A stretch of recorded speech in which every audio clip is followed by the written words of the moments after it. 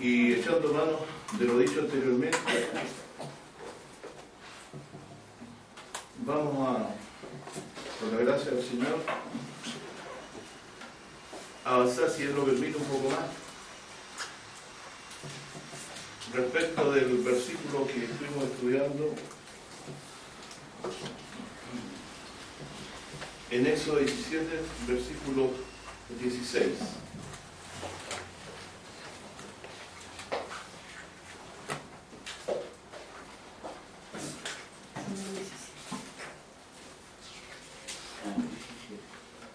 Éxodo 17, 16, si lo dije hablar, perdón, la dislexia a veces me...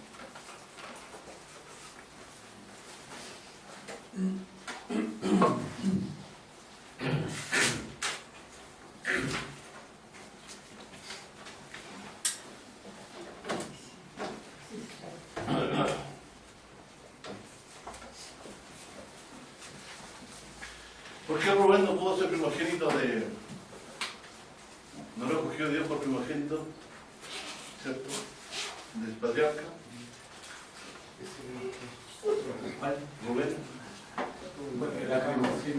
¿Pero por qué no pudo ser primogénito? Porque se metió con la concubina de su padre. Dios le quitó ese derecho, ¿recuerdan? Así como Dios va cambiando y lo que parece ser por derecho, ¿cierto?, no se lo da a quien tiene el derecho, sino a aquel que se comporta en virtud de la fe. Ahí claramente vemos que puede ser alguien heredero según la carne, ¿cierto?, pero según Dios hereda el que anda según los caminos de Dios, por decirlo así, de forma sencilla. El que anda conforme al sentir de Dios, el que se sintoniza con lo que Dios quiere. Y hay muchos casos así también, ¿cierto? Esaú es otro caso. Jacob amé, Esaú aborrecí. Sin duda Esaú y Jacob no eran personas impecables, ¿cierto? Jacob era muy ambicioso. Usurpador era el nombre que tenía. Le quería quitar la primogenitura a su hermano. Pero codició lo que a Dios agradó y se quedó con la primogenitura que no le correspondía. Y la primogenitura tenía una bendición implícita. Y aquel que tenía el derecho no se quedó, sino aquel que lo codició y lo quiso tomar para sí. Porque vio en ello un valor importante. Sin embargo, por otro decía, ¿para qué me voy a quedar con la primogenitura si no voy a morir yo después de aquí? Me va a servir, decía, ¿no? Algo así. En versión libre lo estoy diciendo. Leerlo usted en la escritura van a encontrar algo parecido a eso. Entonces vamos viendo de que lo que parece ser por derecho se va trasladando siempre a manos de aquel que a veces ni siquiera se espera. Por ejemplo, el rey de Israel fue Judá. Judá no era primogénito, pero Dios le habló, según la profecía que dijo por mano de Jacob, que de él levantaría a Dios ¿a quién? Al legislador de Israel. ¿Cierto? Cuando ahí está en Génesis 49, de esto es muy conocido. Y también le llama cachorro de león a Judá, ¿cierto?, que algún día prevalecería sobre su enemigo. Por lo tanto, entonces vemos que las promesas de Dios no siguen muchas veces una lógica como las personas lo esperarían. El primer hijo, ¿cierto?, el que hereda todo. No, Dios se da el derecho y sin eso, y no por eso Él deja de ser soberano, nos pone por sorpresa y nos entrega, ¿cierto?, a un gobernante que no era el primogénito o sea, de caso de Judá, el descendiente de Judá, el que llama Silo en Génesis 49. Entonces Dios nos sorprende permanentemente en cómo Él revela su verdad, y eso hay que estar atento. Hay muchos casos así que podríamos citar en la Escritura, de quien parecía poder tener la bendición de Dios, al final no la heredó, sino que le hereda a alguien a quien ama a Dios y espera en Él. David también es otro caso. David vino a ser señor de sus hermanos, y David, por lo que recuerdo de la historia de su vida, en la Biblia registrada en el libro de Samuel, parece ser el hijo menor de los hijos de Isaí. ¿Cierto? Entonces también él no tendría por qué haber sido elegido, según lo que un padre diría, no, elígeme al más grande, este está más preparado, el que este tiene más años de vida, tiene más experiencia, ¿no? Fue el menor, el más inexperto, el menos considerado, a quien Dios tomó detrás. Y el que hacía el trabajo menor, el que salía a comprar el pan en la tarde. En los años 80, los niños menores siempre el que mandaban a comprar pan, antes de la 11 era el más chico. Yo era uno de esos, también fui más chico del mismo momento. Y así era sucesivamente. Y los hermanos mayores ven como, no es como fácil, alguien muy débil, al pequeño como a confiar en él. Pero Dios toma eso. Entonces, generalmente Dios nos va a llevar de sorpresa en sorpresa en la vida cristiana. Lo que parece ser lo más fuerte no es lo que debemos poner nuestra confianza, sino en lo que Dios dice. Y la palabra de Dios es así. Jesucristo no tiene ningún poder, ningún peso político, ningún peso mediático en el tiempo en que Él aparece. Que hay muy poco registro histórico de lo que de Él se dice, pero lo hay. Lo hay, pero peso como personalidad, no. No, porque Él se hizo notorio por sus milagros y sus señales. De hecho, los de Camino de Maús sí lo dicen. Varón, aprobado por Dios, por las señales y milagros que Él hacía hacer. Así que Jesucristo se hizo notorio cuando empezó a hacer las señales. Sus hermanos, ni siquiera sus hermanos creían en Él. Y le preguntaban, ¿y por qué? Si quieres que esto se sepa, ¿por qué no te manifiestas al mundo? ¿Lo recuerdas esa palabra?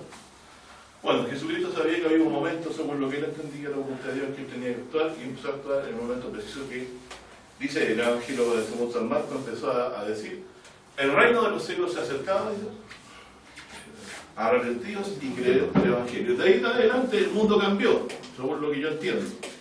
Si podríamos poner el punto en que el mundo dio su giro, el Evangelio según San Marcos, busquémoslo. ¿Por qué está vuelto tan grande? Tiene un sentido. Porque lo que pasaba con Amalek tenía que ver con Jesucristo también. En el primer capítulo del Evangelio según San Marcos,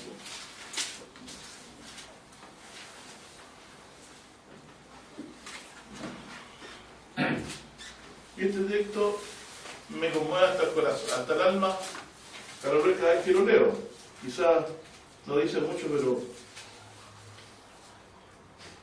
después de la tentación en el desierto, que registra la Escritura, en el Evangelio según San Marcos, capítulo 1, verso 13, que estuvo allí en el desierto 40 días y la tentaba Satanás, y estaba con la fiera y los ángeles le servían. Más después que Juan fue encarcelado, sabemos por qué motivo, ¿cierto? Recordemos que porque criticaba que estuviera casado, que lo hubiera tomado el gobernante a la cuñada.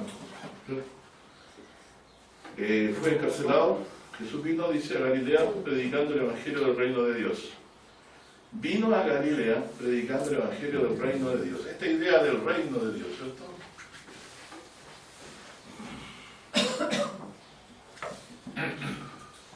Entonces, ¿desde cuándo Jesús empezó a predicar el reino de Dios? Después de su tentación en adelante podríamos poner como un punto partido. Y lo que decía él era algo significativo. El tiempo es cumplido.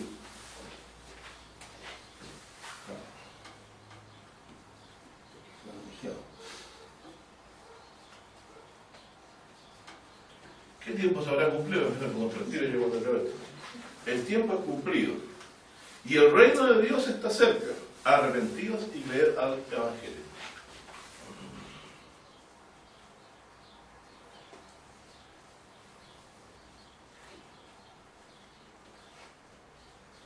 Arrepentidos, dice, me lo dice a mí, y creer al Evangelio.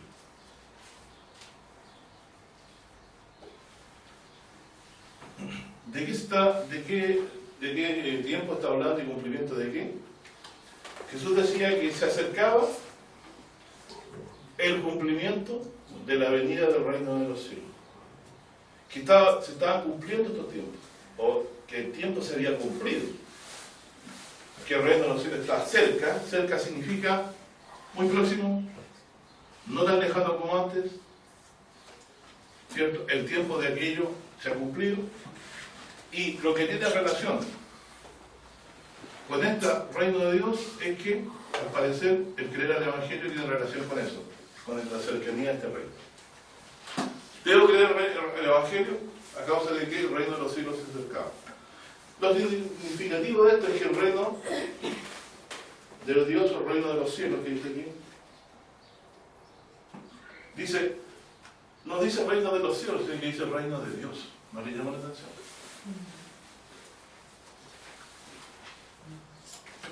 Miren cómo metamos de las palabritas.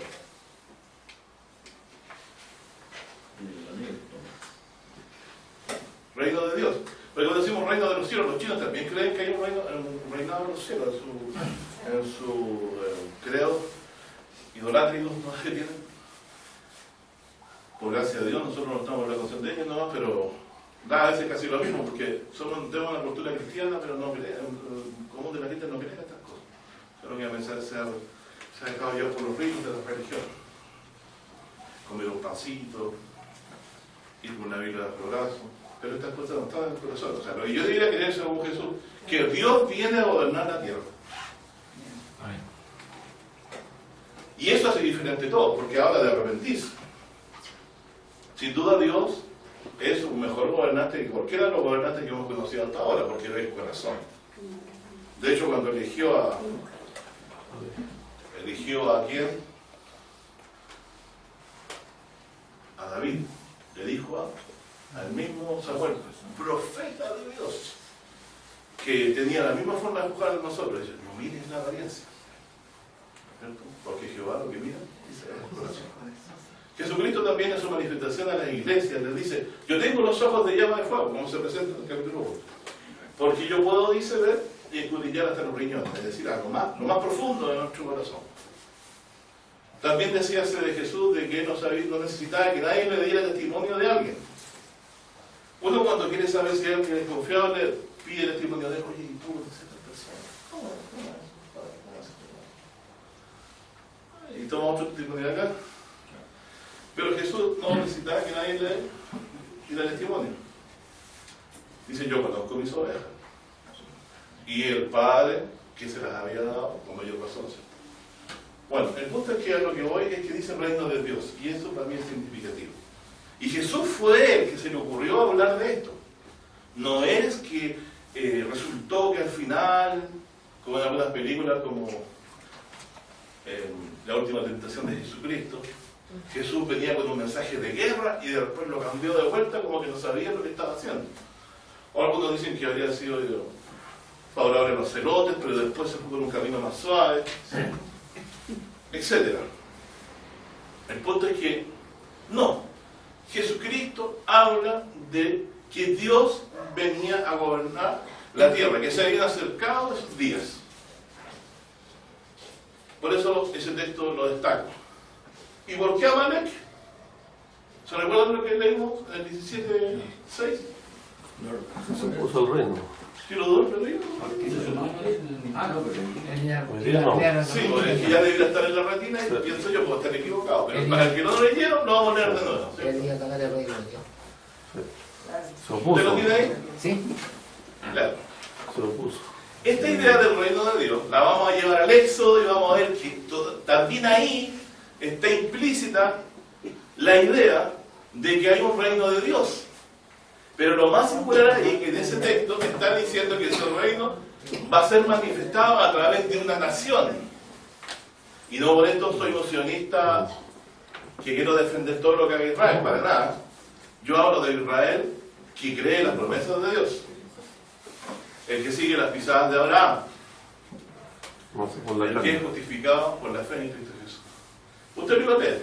El puro 16 va. Sí. El 17-16, mira el 16 nomás. Sí. Y dijo, por cuanto la mano sobre el trono de Jehová, Jehová tendrá guerra con Amalek de generación en generación. Y ahí yo me leí en la versión 60 y la moderna, y yo ahí tengo en mi computador varias versiones de la Biblia, dice, por cuanto Amalek quiso poner su mano sobre el trono de Jehová, Dios tiene guerra para siempre con Amalek. Vean. Dice, y dijo, por cuanto la mano de Amalek se levantó contra el trono de Dios, Dios tendrá guerra con Amalek de generación en generación. ¿Y Amalek fue arriba al cielo a hacer una guerra o estaba haciendo guerra contra quién ahí? Contra el pueblo de Israel. Y al levantar la mano contra el pueblo de Israel, según la interpretación profética de Moisés, que Dios le da, es que levantó su mano sobre el trono de Dios. Que está reservado. Trono de Dios. ¿Cómo entendemos entonces eso? Al parecer, el reino de los cielos le es dado o es entregado en manos de un pueblo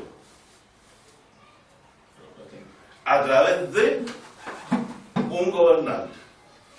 Es decir, un gobernante que viene de Dios co-gobernará con un pueblo que es el que va a establecer el reino de los cielos. Entonces, yo no estoy diciendo que hay un pueblo que vaya a tomarse los reinos de la tierra y vaya a ser reino. No, sino que Dios a través de un gobernante y de un pueblo va a gobernar este mundo. Eso es lo que está diciendo el texto. Porque el trono de Jehová está ahí en Israel. Eso es lo que está diciendo el texto. Entonces Moisés está hablando de lo que Dios tiene pensado hacer de mucho tiempo. Y esta idea, dicha muy fugazmente aquí en este pasaje, tiempo después es retomada por Jesucristo. También es retomada por los profetas. Yo podría citarle varios textos de los profetas que esta idea se ve. Pero si uno no anda tras estas cosas, anda lejano al verdadero intento de Dios. Dios siempre quiso gobernar este mundo, traer un reino de justicia. De hecho, los días del Mesías son tales, ¿eh? Que Dios al Mesías que manifieste para traer la justicia, la misericordia, ¿cierto? Etcétera. Como lo dice en Isaías 11, ustedes lo pueden recordar, muy conocido, lo hemos leído cientos de veces ya acá en inglés. Bueno, yo diría que para mí esto es un gran hallazgo, sigue siendo un hallazgo, de que Dios no tenía planificado reinar la tierra recién cuando se lo empezó a decir a los profetas. Que Dios no tenía recién cuando le hablaba, recién cuando hablaba con Juan o con los apóstoles, la idea del reino de Dios estaba ahí recién madurando. Desde tiempo atrás, ya quizás antes de Moisés, como lo hemos expresado en la promesa de Adán y Eva, Dios habla de una simiente que va a prevalecer sobre otra simiente. Y eso que no es sino un conflicto y guerra. Y la historia misma está fundada sobre los hechos de guerra. ¿Quién prevalece? Termina contando la historia de quién. El que prevalece. Entonces, Amalek, enemigo perpetuo de Dios, porque quiso levantar su mano contra el trono de Dios. El trono de Dios en ese momento era un pueblo que iba cansado por el desierto, que no tenía absolutamente ninguna posibilidad de sobrevivir porque iba del desierto sin sustento aparente, sin que lo protegiera aparente, pero Dios le dio agua, Dios le dio comida, les dio profeta que los guiara. ¿Con qué propósito? Porque había una promesa ahí, implícita, que de ese pueblo Dios levantaría un reino que nunca más sería destruido. Fíjese que es difícil verlo así. Es difícil verlo así. Porque generalmente nosotros no consideramos lo que dicen los profetas antiguos. Miren, vamos a ver que esta idea se plasma también en Daniel 7.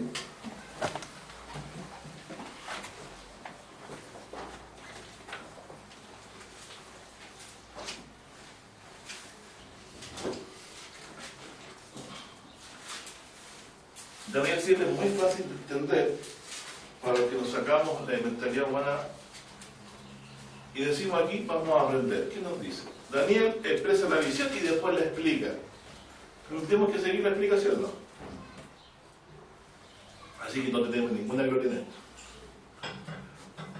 Más que pongamos atención. Ustedes se leen la visión. Voy a leer la explicación. Dice aquí, hablando del último reino, ¿cierto? En el versículo 23 dijo así: la cuarta bestia será un cuarto reino en la tierra. Entonces podríamos decir que si aquí está hablando de un cuarto reino importante, porque ha habido mucho más que 4 reinos en la tierra, pero aquí la Biblia destaca, como pasa en la historia, se habla de lo relevante. Nadie generalmente quiere hacer una explicación de todo lo que ha pasado, porque es muy difícil hacerlo.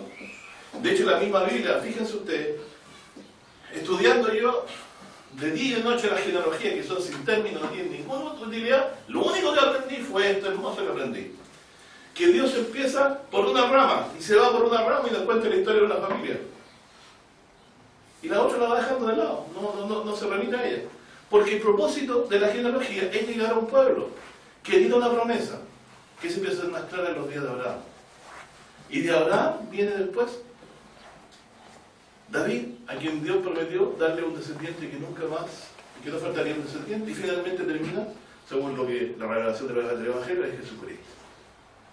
Entonces Dios sigue la línea de la vida, por lo cual todos nosotros vamos a llegar a tener vida eterna. No me digan ustedes que es interesante. Lo demás lo es, pero desde el punto de vista cultural no. Para nosotros que buscamos vida eterna, porque lo demás yo creo que no tenemos tanta capacidad como aprender tanto. Aunque también es bonito, si ustedes van a aprender, la aprendan. O sea, no. Pero véanse, por ejemplo, a nosotros los asirios estaban relacionados con Israel porque se comieron casi todos las tribus de Israel y dejaron solo a Judá. Y eso es lo que sé más o menos de los asirios, que se llevaron cautivos a los israelitas, a los efraimitas. Y esto estaba profetizado ya antes por los profetas de Israel. Y por eso yo creo que esto fue revelación de Dios. Los hechos de los demás pueblos nos tocan tangencialmente, por ejemplo, los faraón de Cao, cuando subió y mató a Josías también. Pero ¿para qué vamos? Eso es cultura bíblica, ¿no? A lo que voy es que Dios tiene un propósito de vida para sus hijos, para sus escogidos, y ha contado esta historia a través de una familia. Después del diluvio, el cuento se resume en 3 grupos: los de Sem, los de Cam y los de Jafet. Se dan los descendientes principales, pero cuando empezamos después a desarrollar la historia, seguimos por los de Sem. Ven ustedes, llegamos los reyes de Israel, finalmente el último rey, Joacim, que llevaba por los babilonios, y Dios dice: nunca más se le va a dar o sea, después en la tierra no se dará más, dice, hasta que venga aquel que yo la he, se la daré. Y dice: al bajo alzaré y al alto abatiré, dando claramente que el Mesías vendría de una condición baja. Acuérdense que Jesús fue despreciado y desechado por su condición, el hijo de un carpintero. Algunos quieren decir que un carpintero era un profesional. No es un carpintero profesional, es un hombre que trabaja con las manos. A lo que voy, y quiero decir que es la historia de la venida del reino de los cielos, de la traída de un Mesías que dará vida al pueblo. Dios la entremezcló con la historia humana, intencionalmente.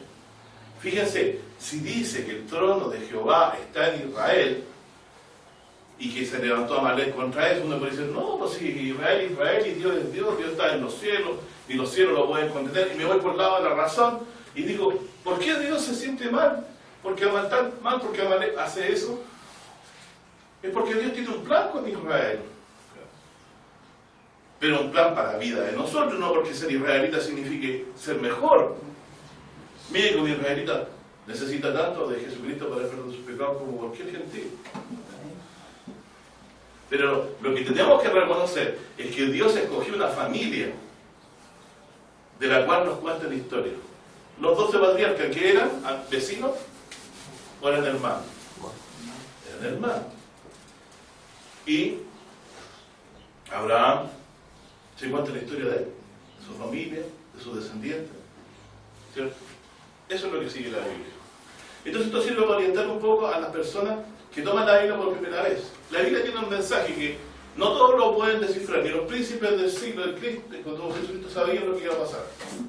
Pero lo que nosotros sabemos ahora es que Dios quiere gobernar y traer un reino, y por eso Dios hizo prevalecer a Israel en todas las pellejerías que pasó como nación. Porque tenía una promesa hecha a nosotros. Y la promesa es que iba a haber un reino de Dios. Que el trono de él iba a estar en Israel.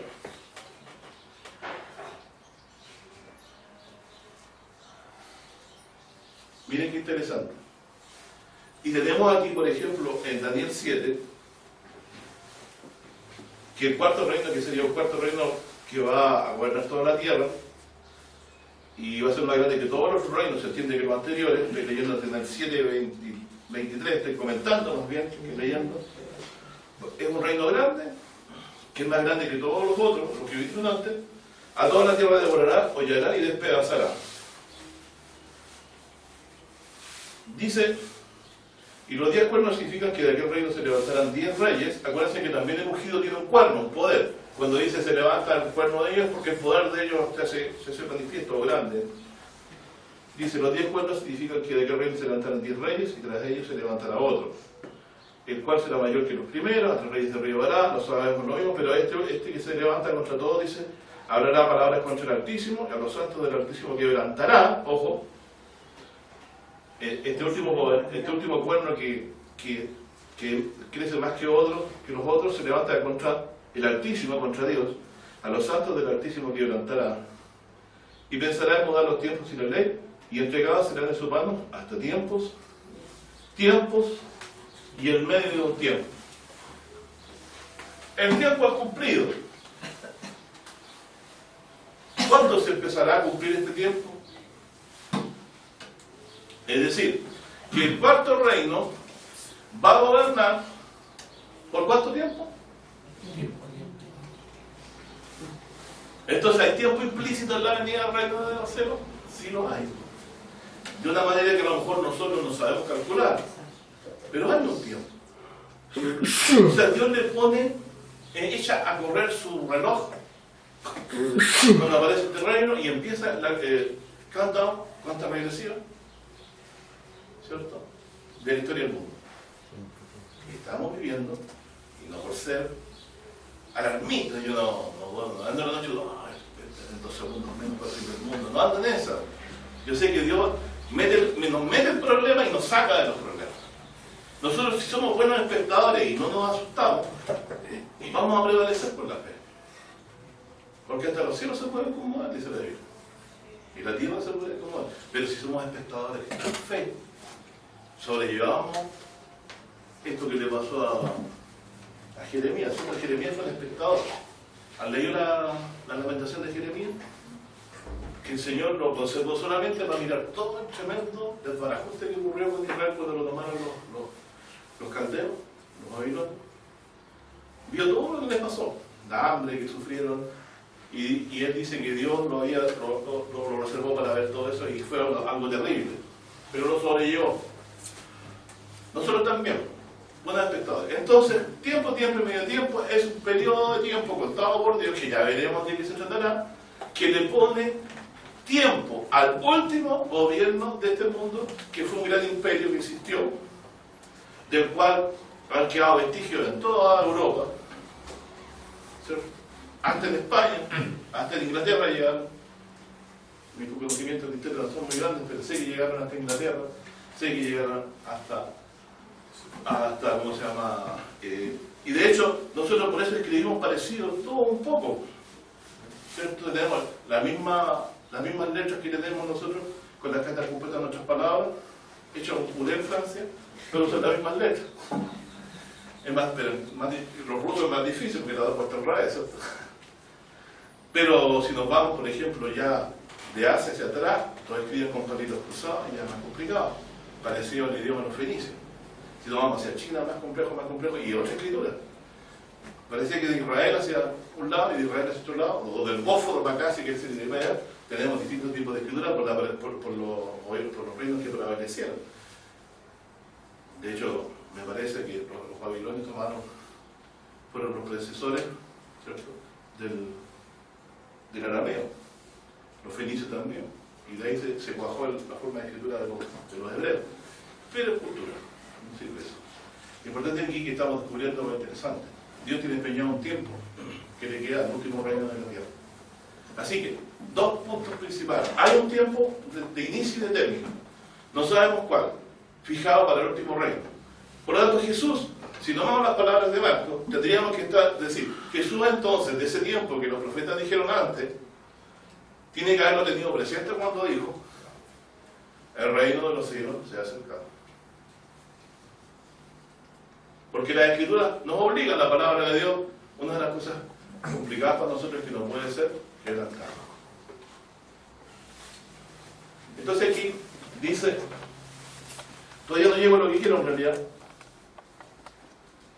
y habla del fin del mundo de una manera muy circular. Dice que cuando este cuerno esté hablando palabras contra el Altísimo, y fíjense lo interesante, hay 10 reyes,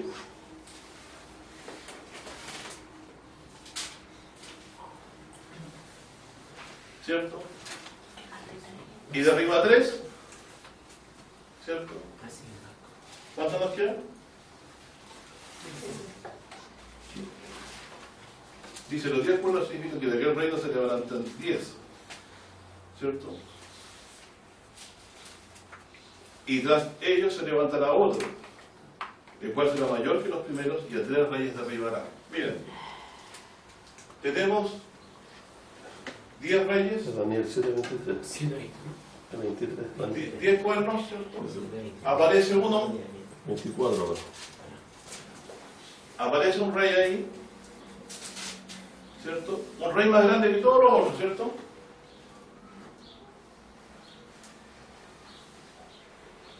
¿10 más 1? ¿Y los 2 que se derribaron? ¿Y los 3 que se derribaron? ¿Cuánto quedan?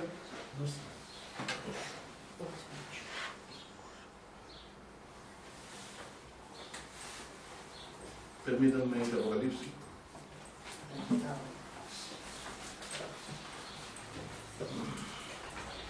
Apocalipsis, no lo busque si usted lo ha escuchado, ¿sí? Si no, nos vamos a demorar mucho en llegar al punto.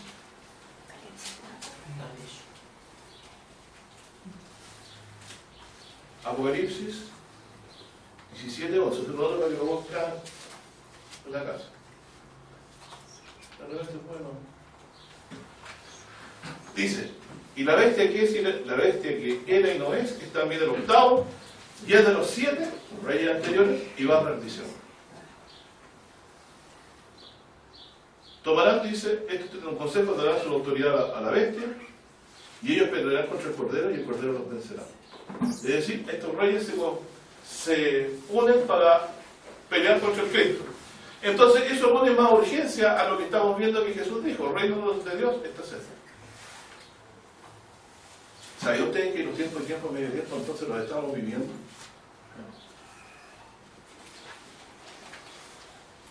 Me estoy ubicando adentro, no puedo quedar fuera de este periodo, porque este reino estuvo presente en los días del Cristo. ¿Cómo sabemos eso? Dice que pelea contra... Dice, por el edicto de Augusto César, que algunos historiadores lo quieran reconocer, dice, se dio orden que toda la tierra fuera empadronada. Y ya estaba comenzando, no sé si Pompeyo apareció en el año 66 antes, pero ya Roma había estado tomando poder en toda esa parte. Había pasado, ¿cierto? Ya algo por ese territorio, por lo que he leído así tan enfermo. Pero el punto es que estamos viviendo días proféticos, estamos en los días en que el reino de Dios se acerca, ese que Amalek quiso ponerle la mano encima.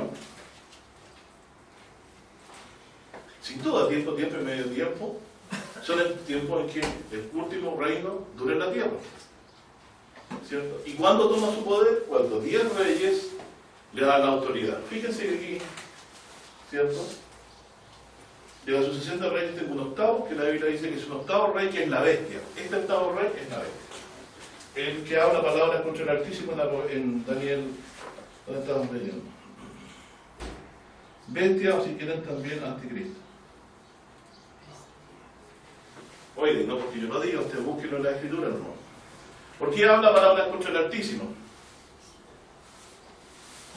Dice el mismo libro de Pablo, el segundo Tesalonicenses, dice que se pondrá contra todo lo que se llama Dios, tal como dice el capítulo 11 de Daniel. Se hablaba palabras contra Dios. Así que bueno, estamos viviendo un tiempo en el que se están cumpliendo los tiempos finales del mundo. No estamos inventando esto, salió de la boca de Jesús. Lo vemos ya en los días de Moisés, reflejado con claridad. ¿Qué se refleja con claridad?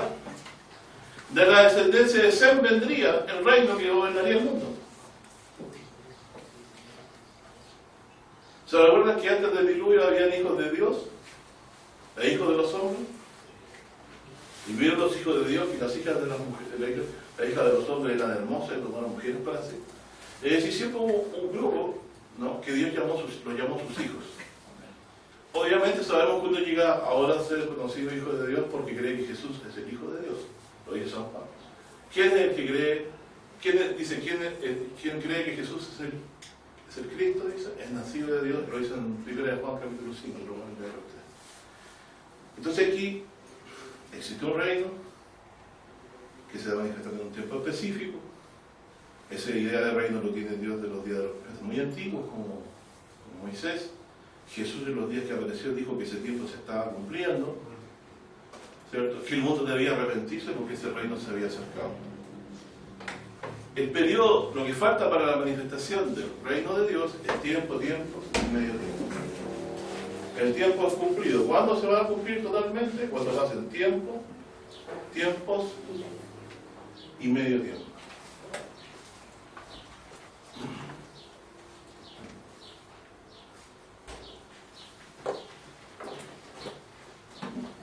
Daniel escuchó eso y no lo entendió.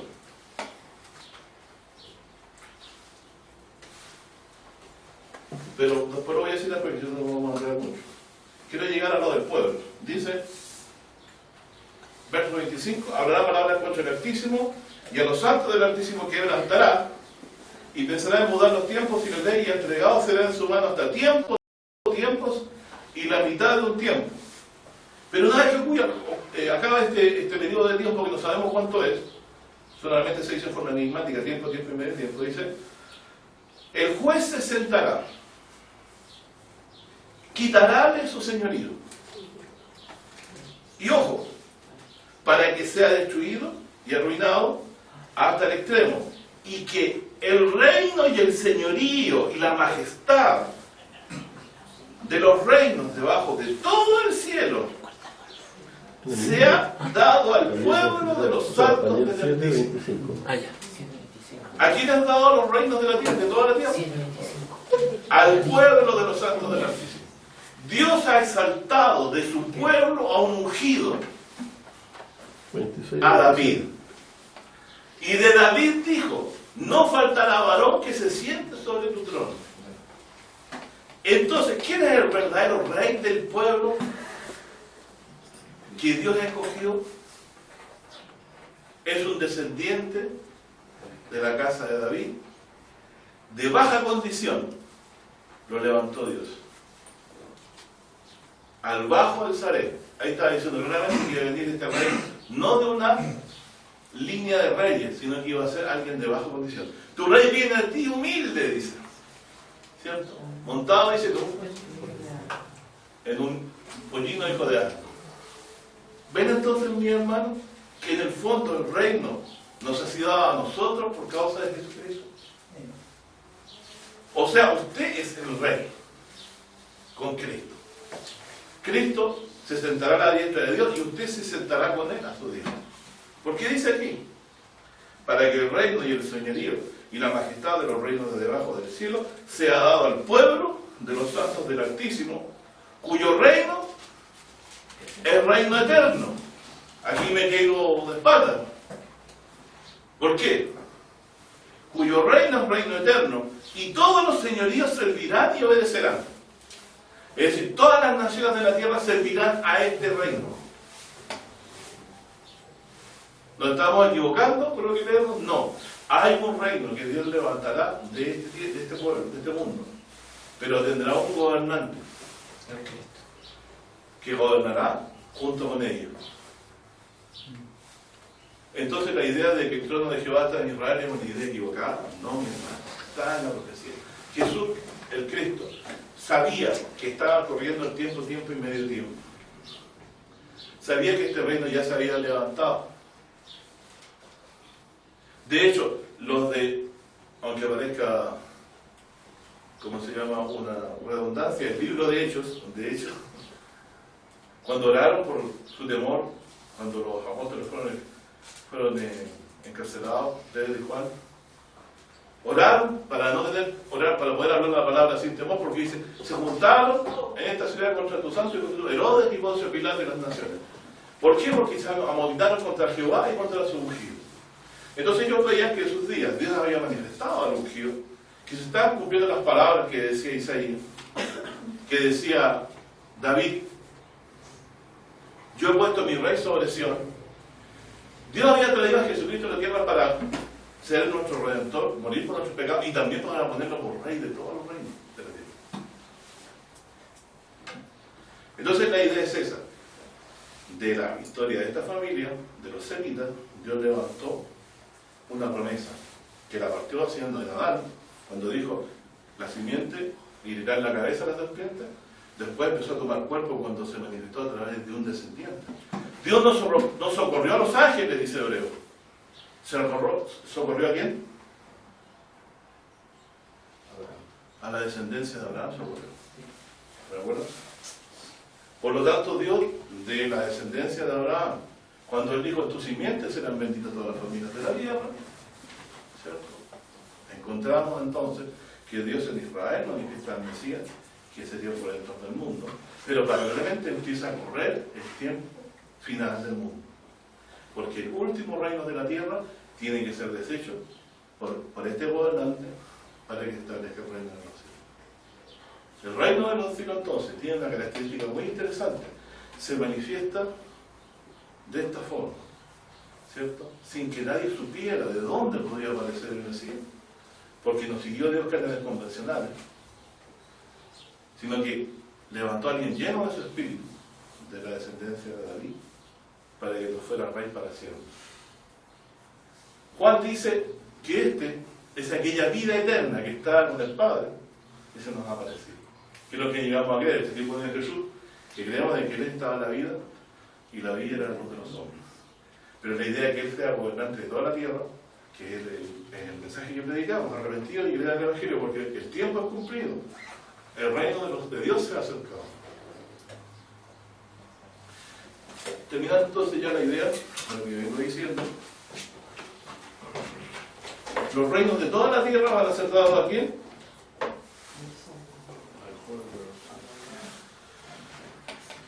Y que el reino y señorío de la majestad de los reinos debajo de todo el cielo se ha dado al pueblo de los santos del Altísimo, cuyo reino es reino eterno, y todos los señoríos,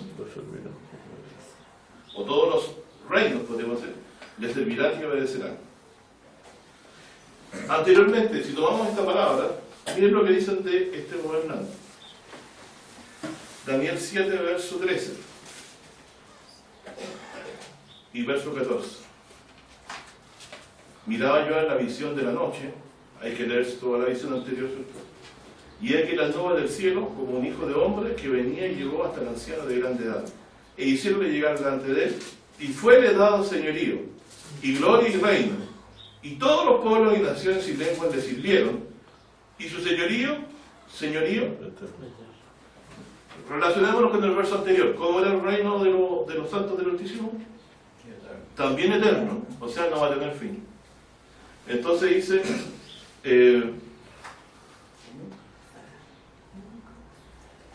y fuera la señorío y gloria y reino, y todos los pueblos y naciones y lenguas le sirvieron.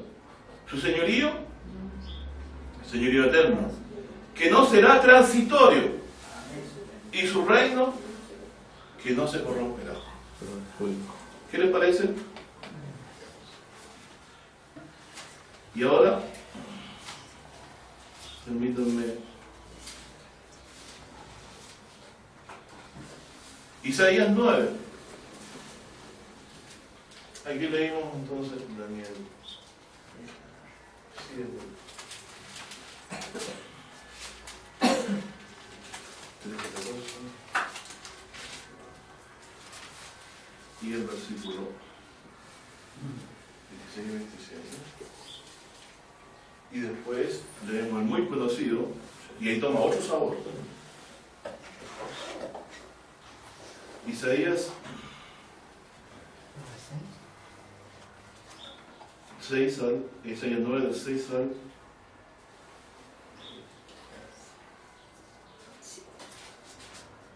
hasta el versículo 7. ¿Sí?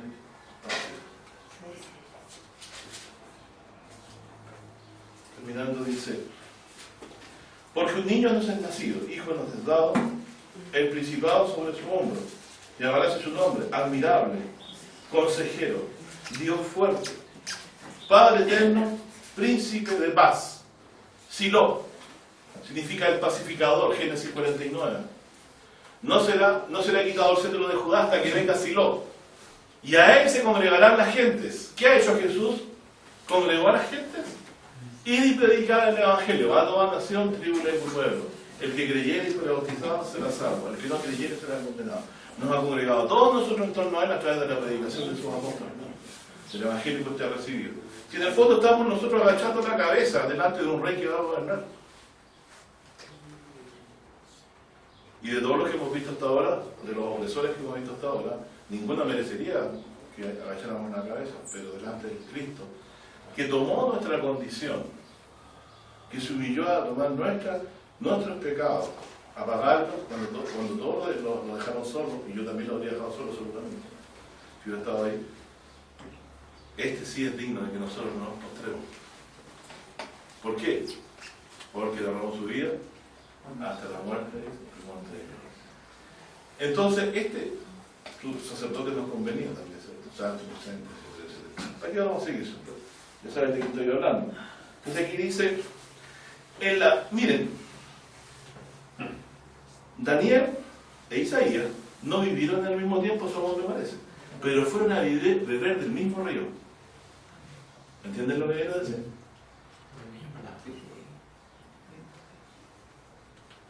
¿Quién le habrá dado de beber la misma agua?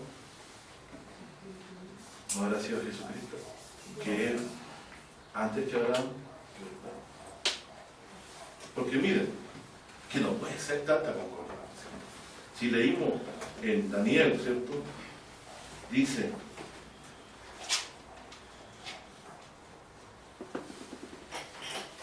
aquí, se va a citar la frase, ¿no? Su señorío, señorío eterno, que no será transitorio y su reino no se corromperá. Y aquí en Isaías 9 dice, lo dilatado de su imperio y la paz no tendrán término. Hablando del reino eterno en las dos partes, no puede ser esto sino intento de Dios. Bueno, entonces estamos diciendo, fíjense, Daniel nos dice que es un gobernante, Isaías nos dice que es de la casa de Isaías. Esa es la diferencia entre los dos profetas, ¿cierto? Uno nos dice de Belén, Miqueas, otro nos dice de la casa de David. O sea, se nos va acercando más claramente la identidad de Miqueas. Entonces, aquí, ¿quién iba a venir de los lomos de Abraham? El rey del mundo. El rey del reino de Dios en la tierra. Generalmente en los tiempos antiguos se edificaban las ciudades fuertes sobre colinas. De hecho, que por aquí también en los pucarás también se hacían, porque permitían una visión amplia, saber que venía el enemigo de lejos. Se me ocurre, porque yo también lo haría, estratégicamente, uno no puede, si está perdiendo se va a reunir, por próximo a mirar dónde está. Pero era bien básico el motivo. Y resulta que la ciudad de Dios, en algún momento, va a ser capital del mundo. Que malamente entienden los sionistas, mal llamados sionistas, porque en realidad yo soy pechoña del Sion actual, porque está abominado por Dios. De hecho, tienen un lugar de adoración que no es del Dios verdadero. Alá no es el verdadero Dios. Porque Dios dijo, el Isaac se le llama descendencia. Pregúntenle a un islamista, ¿quién es el hijo de la promesa? Ismael, porque quedó en la casa. Pero ahora lo hermoso es que aunque Ismael no quedó en casa, Dios también lo ha bendecido con la misma promesa de Abraham. Porque cualquiera de los hijos de Ismael que creen que Jesús es el Hijo de Dios tiene vida eterna, como cualquiera que sea de la descendencia de Abraham. Es decir, yo que no soy descendencia de Abraham para nada, ¿cierto? Ni siquiera soy hijo del que soy hermano del que echaron de la casa. Yo no tengo derecho ni siquiera a estar con los perros del ganado, como dice por ahí la escritura, ¿no? Yo que estoy en esa condición, y ni siquiera soy hijo del que le echaron, porque eso es medio hermano, por lo menos yo ni siquiera soy medio hermano, soy nada de Abraham. Pero Dios ha extendido su misericordia hacia mí. Y me ha llamado por medio de Jesucristo, que ha llamado al hijo de la sierva y al hijo de la libre, y el que no era ni siquiera descendiente. Y me ha constituido hijo por creer que el rey de Israel es Jesús de Nazaret, el hijo de Dios que murió con un pecado en la cruz, y Dios le resucitó y le ha dado gloria. Y tiene de vida, después que resucitó, casi 2000 años que está vivo ya. Así que el cumpleaños de este 25, que no es muy para nada la fecha quizá que Jesús nació, el cumpleaños número, se acerca cada vez más, Señor Jesucristo, al cumpleaños número 2000. Eso le decía yo a mis compañeros en el trabajo, ¿no? El que está de cumpleaños uno solo, le decía. Así que los regalos son para ellos. Volviendo entonces a la idea de lo de Isaías 3, que estaba en la cabeza mía antes que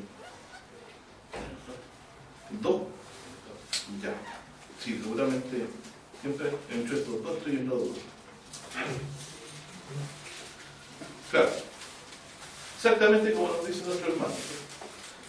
Isaías 1, lo que vio Isaías, hijo de Amós, tocante a Judá y a Jerusalén, acontecerá que en lo postrero de los tiempos, en los últimos tiempos, ojo, que será confirmado el monte de la casa de Jehová por cabeza de los montes. ¿Sabes lo que significa cabeza de los montes? Por cabeza de todas las ciudades. O capital. Y será ensalzado sobre los collados y correrán a él todas las gentes. ¿Saben ustedes por qué o no? Y vendrán muchos pueblos y dirán, venid, subamos al monte de Jehová, a la casa del Dios de Jacob, y nos enseñará sus caminos y caminaremos por sus sendas. Porque de Sión saldrá la ley y de Jerusalén la palabra de Jehová. ¿Dónde ha puesto Dios a su rey? En Sión. Según el Salmo 2, yo he puesto a mi rey sobre Sión. Está clarísimo. O sea, este texto nos está diciendo que el gobernante va a estar en Sión. Pero esta Sión, según lo que nos describe Isaías, dice que la va a alumbrar Dios mismo. Que no va a manchar ninguna cosa sucia. ¿Cierto? Concordando con las profecías de Apocalipsis, dice que esta ciudad vendrá del cielo de dioses. Una ciudad cuyo arquitecto y fundador es Dios, como esperaba Abraham. Por eso se consideraba peregrino. No iba a ninguna ciudad. Él no habitó en ninguna ciudad. ¿Por qué? Se podría ir a Sodoma. Era entretenido ahí. Muchos ahora lo habrían pasado bien ahí en Sodoma. Y nos estamos convirtiendo en Sodoma, de a poco. Pero no fue a vivir ahí porque él esperaba una ciudad, dice el que agarró la Biblia, la estuvo y nos escribió Hebreos 11 y dice, porque esperaba una ciudad cuya arquitecto y fundador es Dios. Eso no está separado de lo de Amalek, de lo que dijo Jesús en Marcos, porque todo esto confluye en la idea de un reino que tiene una ciudad y un rey que va a gobernar las naciones desde ese lugar. Ese lugar es Sión, Salmo 132. Este es mi lugar de mi reposo porque para eso la he escogido, dice. Ahí ha de reverdecer, dice. La corona, el cuerno de David. Y sobre él florecerá su corona, no con ellos, texto mesiánico. Entonces el rey va a tener un emplazamiento específico. Y dígame usted entonces, a eso se debe que nos advierta Pablo, que va a haber la gran conflagración final, porque el lugar donde asiento del reino de Dios se lo van a disputar dos mesías. Uno, el que Dios levantó a la descendencia de David, y otro que dice que sí también él merece sentarse en el lugar de Dios como Dios haciéndose para siempre. Nosotros no tendremos ninguna señal que dar, solo la de Jonás el profeta, y este otro va a ser señales incluso que engañar a los escogidos y que va a hacer descender fuego del cielo. Hasta a David le pasó eso, que Dios respondió con fuego a su sacrificio. Pero nosotros solamente la señal que tendremos la de Jonás el profeta, que así como el Hijo de Dios tuvo 3 días y 2 noches, que el credo nuestro lo café. Ahí también el Hijo del Hombre estuvo muerto 3 días y 3 noches y después vino a vida. Por lo tanto, descendencia, Israel. Reino de Israel, Dios levantó el rey. El reino de los santos del Altísimo tomará el reino final. Dios se lo entregará juntamente con el reino del Mesías, que es Jesucristo. En Sión, como la profecía de Zacarías, vendrá a bajar la ciudad de Dios de los cielos. Porque dice, las plantas de los pies de Dios estarán allí. La ciudad se llama Jehová Sham, según Ezequiel. Según Zacarías, ¿cierto? Dios también estará allí. Por lo tanto, tenemos todas estas promesas que nos dan a entender una única verdad. El reino de los cielos está acercándose. Y esto por el tiempo y medio tiempos, ¿cuánto valen? Hasta la venida. Porque está corriendo, sería bueno saberlo, dirá alguien. Pero fíjense qué interesante. Este tiempo y medio tiempo que le queda al cuarto reino, al último, ¿cierto? ¿Cómo lo podemos saber si podemos entenderlo o no? Vamos a ver, cortito, un repaso de lo que sabemos. Vamos a tomarlo por el lado del cuarto reino. Que este reino, dice, será entregado los tiempos subhumanos hasta tiempo y medio tiempo. Vayamos a Apocalipsis 13. Hallamos que también el mundo tiene un tiempo está en contra.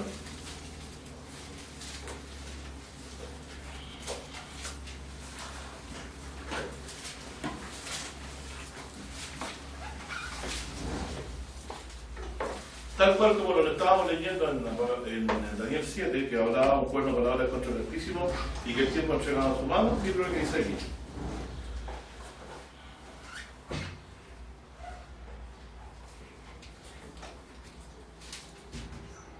Dice así.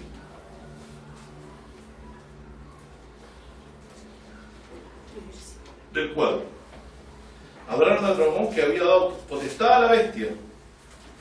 Y hablaron a la bestia diciendo, ¿quién es semejante a la bestia? ¿Quién podrá lidiar contra ella? Y le fue dada boca de hablar grandes cosas y blasfemias, tal como ustedes pueden encontrarlo muy similar en el Daniel 7. Y le fue dada potencia de orar 42 meses. No tengo por dónde calzar el asunto, porque 42 meses no me cuadra con tiempo y medio tiempo. 13. 5. Apocalipsis 13, verso 5. Le fue dada potencia de orar 42 meses. Y me dice que el cuarto reino se le dará tiempo y medio tiempo. Entonces no me cuadran los tiempos y aquí queda otra vez una pregunta que es grandosa. Pero es raro que el cuarto reino, cuyo rey es la bestia, tengan tiempos distintos. Se dice tiempo y medio tiempo para el reino, pero para el que gobierna 42 meses.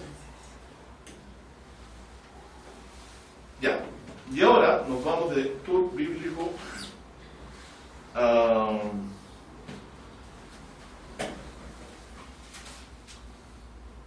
Apocalipsis 11. Perdón que le recuerdo al estudio, pero no será el octavo que actúa estos 42 meses. Vamos a responderlo con la gracia del Señor. Apocalipsis 11. Para más complicación, me dice que me fue dada una caña semejante a una vara y se me dijo, levántate, mira el templo de Dios y los que adoran en él. Y fue echado, y hecho afuera el patio. ¿De qué patio está hablando aquí? A ver, leo no. Me fue dada una caña semejante a una vara y se me dijo, levántate y mira el templo de Dios. Ah, está viendo el templo de Dios. Contexto histórico, año 100, posterior año 70. Esto estaba destruido. El templo de Dios estaba destruido. Entonces mire lo que dice. Levántate y mira el templo de Dios, y el altar y los que adoran en él. Y echa fuera el patio que está fuera del templo. No lo miran, porque es dado a los gentiles y hollarán la ciudad santa 42 meses. Que es el tiempo en que también se le da a la bestia para gobernar la tierra. Ojo con eso. Dos cosas entonces. 42 meses, capítulo 7 de Daniel. actúa el cuarto reino. Esto es Daniel, capítulo 7 de Daniel. Después me dice, en Apocalipsis, 42 meses, esto es en el capítulo 13 de Daniel, 13 de Apocalipsis, actúa la bestia. Capítulo 11. Y después me dice 42 meses en Apocalipsis 11 que la ciudad es dada a los gentiles. Pastor, el capítulo 7 sabe solamente tiempo y la mitad de tiempo. Voy para allá. ¿Usted quiere que vaya a la... No, que no salen los 42 meses. ¿A dónde? En el capítulo 7. Apocalipsis 7, Apocalipsis, ¿cuánto dice usted? 13, 7, No, 13. Daniel 7. No aparecen, si no aparecen. No he dicho yo que aparezcan ahí. Ahí lo tiene. No, es que yo quise, a ver, espérese, ¿qué es lo que quise decir? Usted dice acá. Y tiene toda la razón. Capítulo 13, a ver, Apocalipsis, capítulo 7, claro. A ver, no vamos a poner 42 meses, queremos del tiempo y medio tiempo. Eso es lo que vamos a poner, ¿cierto? Corrijo. Tiempo y el medio tiempo. Que ya cuando uno lo ve como parecido, corrijo aquí. Tiempo y medio tiempo. ¿Ya? Pero miren, veamos la similitud de aquí. El cuarto reino es el último de la tierra. Por lo tanto, tiempo y medio tiempo es el tiempo que le fija a Dios para que exista ese reino. Luego tenemos 42 meses que dice que la bestia gobierna, y una de las cosas que hace en Apocalipsis, en su gobierno dice, hace guerra contra los santos y le fue dado potencia sobre toda tribu, lengua y gente, sobre todo el mundo. Y dice que blasfema y le fue dada potencia de durar 42 meses. Eso es Apocalipsis 13. ¿Habrá una relación entre tiempo y medio tiempo y 42 meses? Eso es lo que tendríamos que buscar en la Biblia. Y 42 meses a la vez, paralelamente, la ciudad de Israel es hollada. Ya en los tiempos de Juan, en el año 100, él dice, es dada a los gentiles. Y hollarán la ciudad santa 42 meses. ¿De quién hollaron la ciudad 42 meses? Los gentiles. De hecho, la ciudad de Jerusalén fue destruida por una circunvalación que se hizo en torno a ella por el ejército romano del Antiguo. Eso cuenta en los libros de Flavio Josefo, la antigüedad de los judíos. Mi mamá, cuando muy joven me leí el asalto de la ciudad, fue realmente, por lo que describe, fue una carnicería. Pero, yendo a lo que dice la Biblia, entonces, ¿cuál es la relación de estos cuatro periodos? ¿Qué habla? Que este es el reino del último gobernante y este otro es el gobernante de ese reino. Por lo tanto, no estamos hablando de un reino y de otro reino distinto. Estamos hablando de un reino, del último reino, y estamos hablando del último gobernante de ese reino. Por lo tanto, estamos relacionados por pertenecer al mismo poder que va a estar hasta el final. Y los 42 meses que la ciudad ya obedece a algo que hace este pueblo. Dice que voy a la ciudad y la echa por tierra. Jesús dijo, y aquí es donde empieza el problema, dice, ¿veis todo esto cuando habla de la ciudad? Sabéis que no quedará de ella piedra sobre piedra y no será destruida. Entonces, también lo registra Mateo, que Jesús dijo que se refería a lo que fue dicho por Daniel el profeta. Al final del capítulo 9 de Daniel se dice, se levantarán fuerzas, dice, de su parte, y contaminarán el santuario de fortaleza. Y en el capítulo 8 dice, que echará por tierra el lugar de los continuos sacrificios. Y finalmente, en Daniel 11, que lo voy a leer, el tiempo se acercaba, todo esto se debe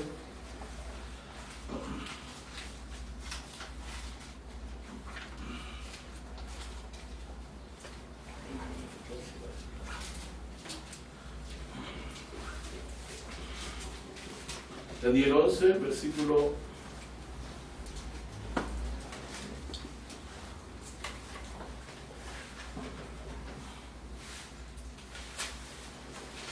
Bueno, este versículo está interpretado según el pensamiento judío de los macabeos, que sería un gobernante griego, el que hizo todo esto. La idea de que la dominación desoladora fue puesta por un griego está cuenta en los libros, en el tercero o cuarto de Macabeos, la pueden leer, toda esa historia lo tomaron los judíos para contrarrestar la posición cristiana que decía que este asolador era un gobernante romano. Si ustedes lo pueden investigar si quieren. Dice, yo me sorprendí cuando vi que todo eso que creen muchos ahora, está sacado de una idea muy antigua, del tiempo de la interpretación que tuvieron los macabeos del fin de Israel como nación, a mano de un ejército asolador. Dice, dice aquí, serán puestos brazos de su parte y contaminarán el santuario de fortaleza, quitarán el continuo sacrificio y pondrán la abominación espantosa. Aquí hablan de que alguien quita el continuo sacrificio y pone la abominación espantosa. Si vamos hacia atrás buscando textos similares que hablan del mismo evento, dice en Daniel 9, versículo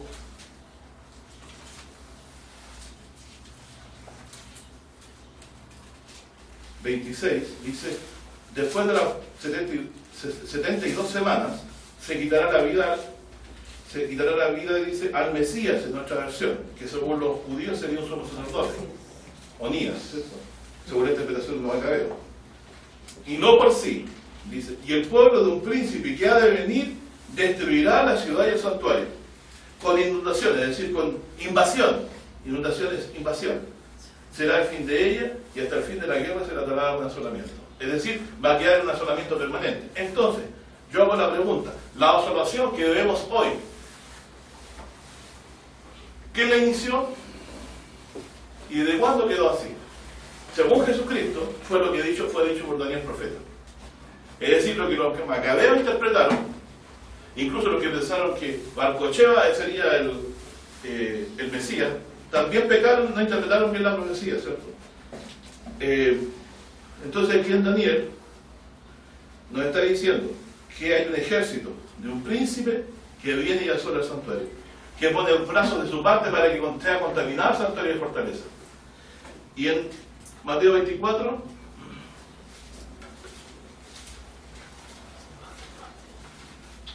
estamos terminando, queda poco ya. Mateo 24 dice,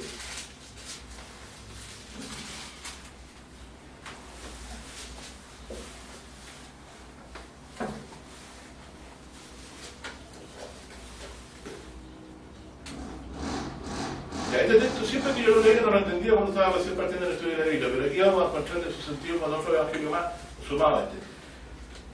Cuando viereis la abominación del asolamiento que fue dicho por Daniel profeta, que estará en el lugar santo, el que le entienda, entonces los que estén en Judea huyan a los montes. Yo digo, ¿qué tiene que ver eso con que venía hablando de que serán escandalizados, se levantan falsos profetas? Fijándome en la lectura al principio, fue porque los discípulos le dijeron, salido, en el 24:1 decía, salido Jesús iba hacia el templo y se llegaron sus discípulos para mostrarle los edificios del templo. Respondiendo él le dijo, veis todo esto, de cierto os digo que no será dejado aquí piedra sobre piedra que no sea destruida. Entonces estábamos hablando de la destrucción del templo, y Jesús dice, la destrucción del templo que ustedes están viendo ahora va a ser a manos de alguien que vendrá y que fue dicho por Daniel profeta. Escojamos, tenemos Daniel 9, tenemos Daniel 11, ¿cuál será el asolador? Jesús murió, vino una asolación. ¿Qué diferencia tiene la asolación que vino desde el tiempo de Jesucristo?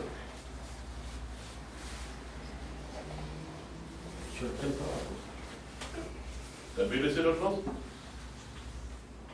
Babilonia. ¿Qué diferencia tiene? Fíjese que para nada, ¿cierto? Lo que dice Antíoco Epífanes es considerado por Jesucristo. Apocalipsis, esa de Daniel 9 nos habla de una inundación de ejército, ¿cierto? Y aquí en Apocalipsis está hablando, es entregada en manos de los gentiles la ciudad y el santuario. Les dice a los que están en Jerusalén, huyan a los montes. Por lo tanto, fíjense, si Jesús hubiera sido un profeta falso, esta profecía habría sido inútil para los que lo escucharon. si Dios va a salvarle la vida a los que creían en él como profeta. Huyeron los montes de eso. Bueno, dice, los que estén en Judea. Es algo que ocurrió en Judea. Es algo que le ocurrió a la ciudad que está en Judea, al parecer. ¿Y qué dice? Más adelante, falsos Cristo, y ahí Dios otra vez en la penumbra. Pero Dios, por algo, pone más de un testigo. Y en Lucas nos aclara más aún el panorama 21-20.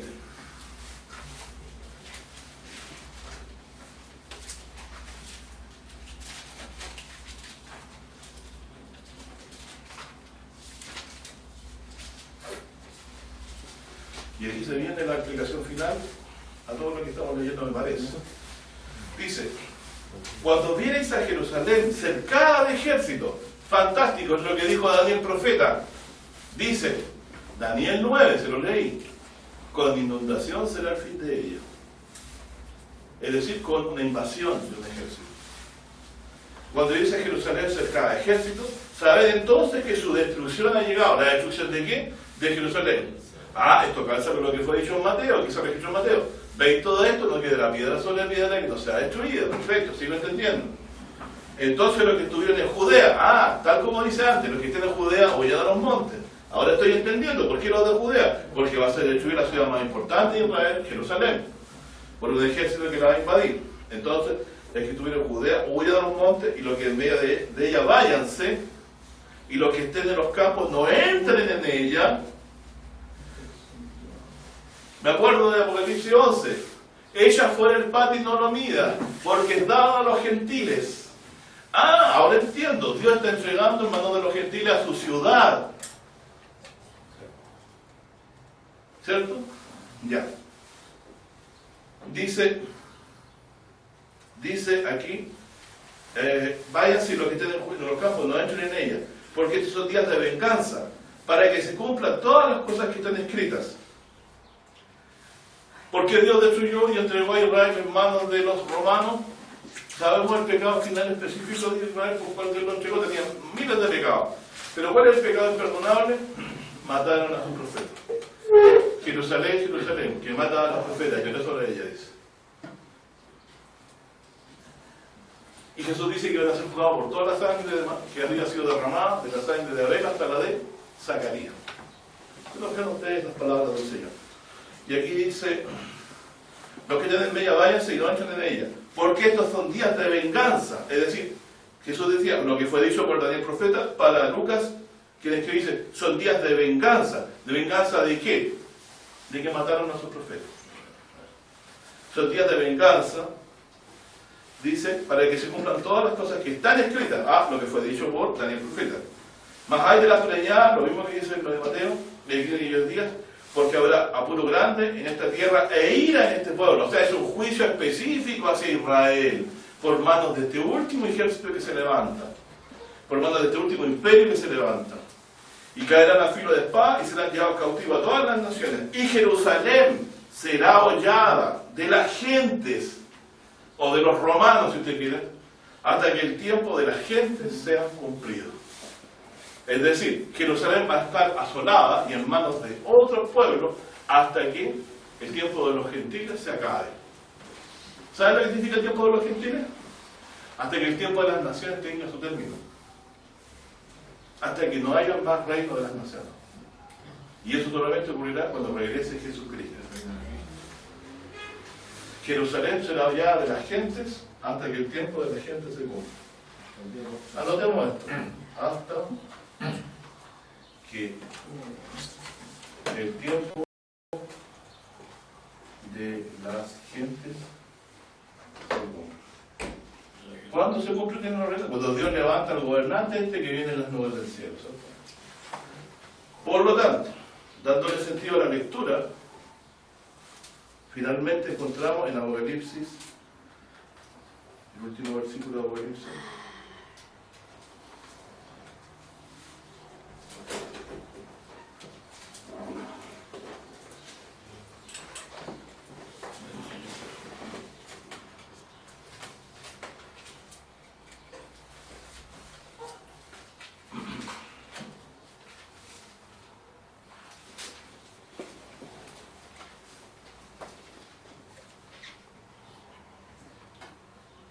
Ya. Apocalipsis 12 da la explicación a todo esto.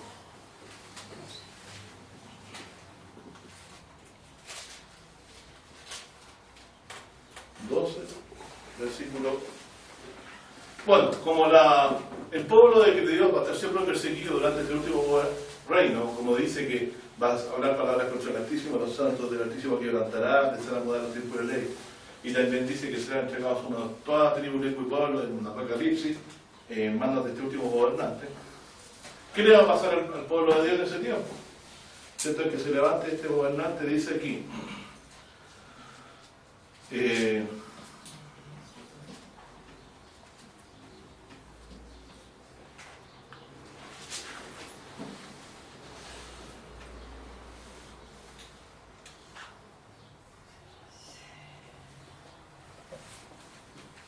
Dice, aquí hay una historia bíblica dicha de una forma muy específica, ¿cierto? Dice que había un dragón en el 3, 12.3 dice, fue vista la señal del cielo, y aquí un gran dragón bermejo que tenía 7 cabezas y 10 cuernos, y en su cabeza 7 diademas, y aquí se nos aclara todo.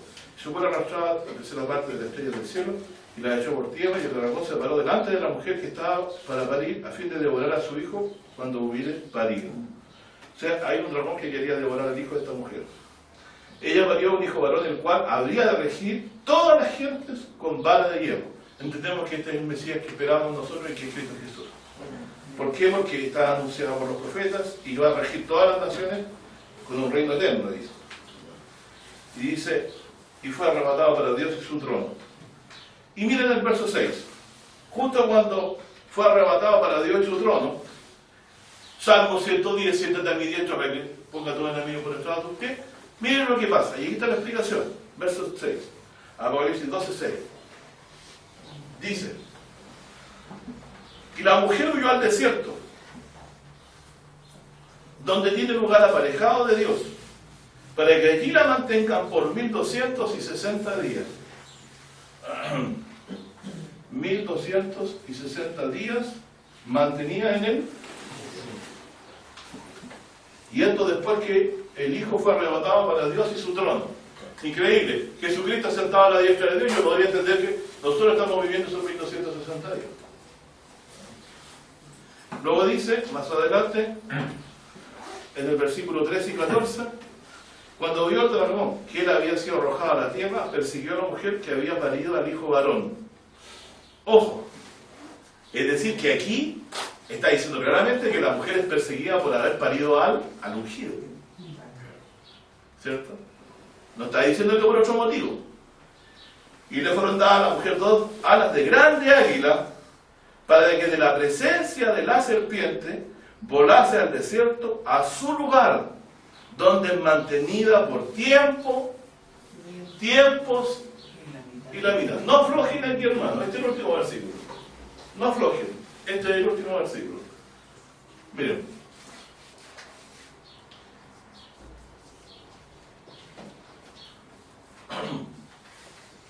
Versículo 14. Está diciendo que hay 2 periodos de tiempo para el mismo evento.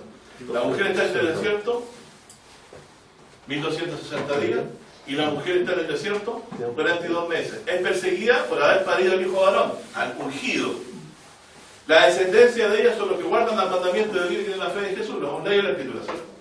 Por lo tanto, 1260 días son iguales a tiempos y medio tiempo.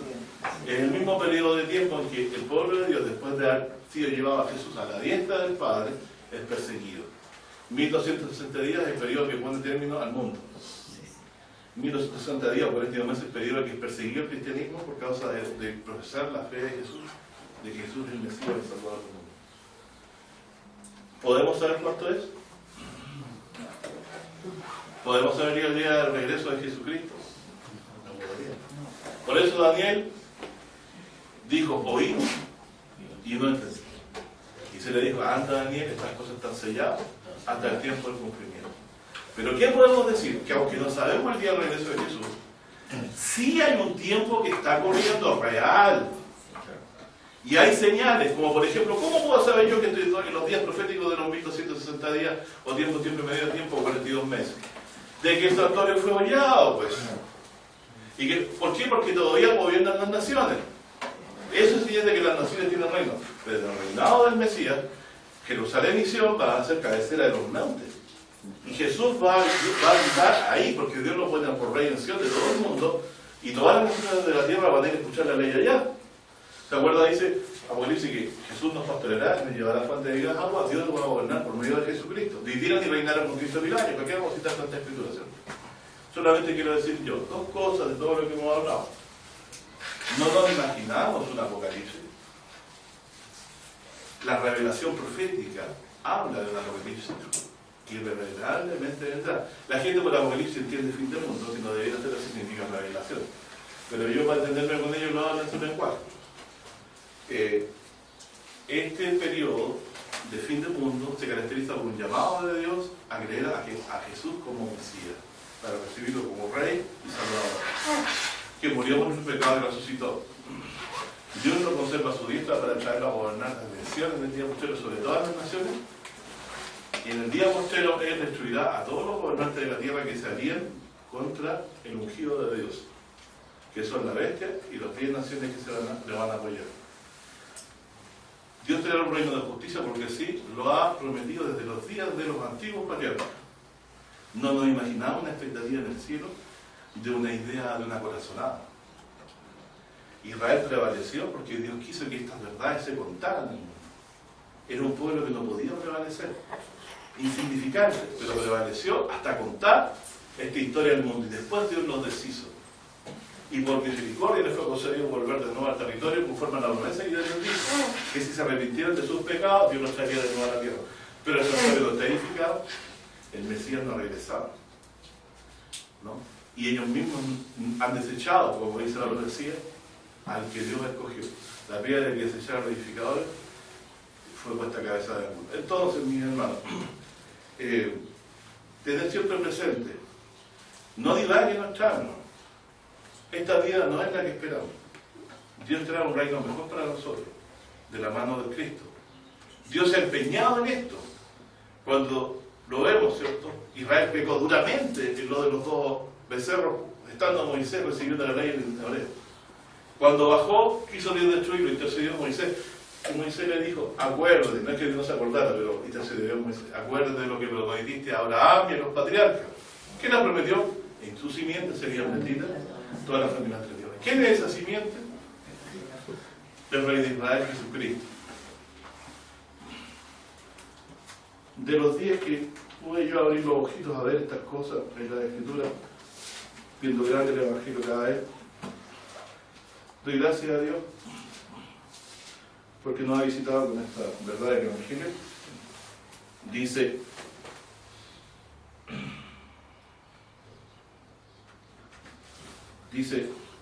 florecerá en sus días la justicia, que es lo que yo espero que el mundo necesita. Muchedumbre de paz hasta que no haya luna. Dominará de mar a mar, desde el río hasta los cabos de la tierra. Delante de él se esforzarán los etíopes, y sus enemigos lamerán la tierra. Los reyes de Tarsi y las islas traerán presentes. Los reyes de Seba y de Sheba ofrecerán dones. Entonces, como hay muchos que son cortos de vista, dicen, este es Salomón. Pero darnos Salomón, con todo lo que gobernó, no alcanzó esto. Porque dice, arrodillarse delante de él todos los reyes. Para que en el nombre de Jesús se dice, se postre todo lo que está en los cielos y lo que está debajo de la tierra. Y dice, le servirán todas las gentes. Daniel 7. Todas las naciones y los reinos le servirán. Porque él librará a quién? Al menesteroso que clamare y al afligido que tuviera en quien le socorra. ¿De quién se puso Jesús? ¿De parte de quién? ¿De parte de quién se puso Jesús? ¿De los que la llevan o de los losers? De los que somos no maltratados, ¿no? Y dice, tendrá misericordia del pobre y del menesteroso y salvará a las almas de los pobres. De engaño y iniquidad redimirá su alma. ¿No salvó del engaño? Amén, ¿cierto? Y la sangre de ellos será preciosa en sus ojos. Dice, no temáis a los que maten al cuerpo, después no pueden hacer nada más. ¿cierto? Vivirá y daráse oro de Seba y oraráse de él continuamente. Todo el día se le bendecirá. Luego dice, será su nombre para siempre, es decir, no morirá. Perpetuará su nombre mientras el sol dure. Y termino esta lata que puede ser para algunos tanta lectura bíblica, en realidad uno tiene una paciencia. Pero quiero llegar a él. Y benditas serán en él todas las naciones. Salmo 72 nos dice, nos funde la promesa de Abraham con la promesa de Isaías. Que la bendición de Abraham era un rey justo que nos libraría del engaño, libraría los menesteres y traería un reino de paz. Y Dios lo haría prevalecer como descendiente de David sobre todos los enemigos. Dice, no lo avasallará enemigo. Así que tenemos clara la victoria de Jesucristo en el día posterior. Porque la promesa de Dios. Tanto se ha empeñado en la revelación en esto. Y nosotros pensamos que esto es una cosa que a lo mejor se le ocurrió a alguien, quizás, o divagamos, pensamos. Hay mucha revelación de Dios en la cual Él ha empeñado su palabra. Por ejemplo, el jurado que a David no mentire. Él ha empeñado, ha jurado por sí mismo. Así que, mi hermano, como dijo el Señor Jesús, el reino de Dios se acerca. Arrepentirse y creer en el Evangelio.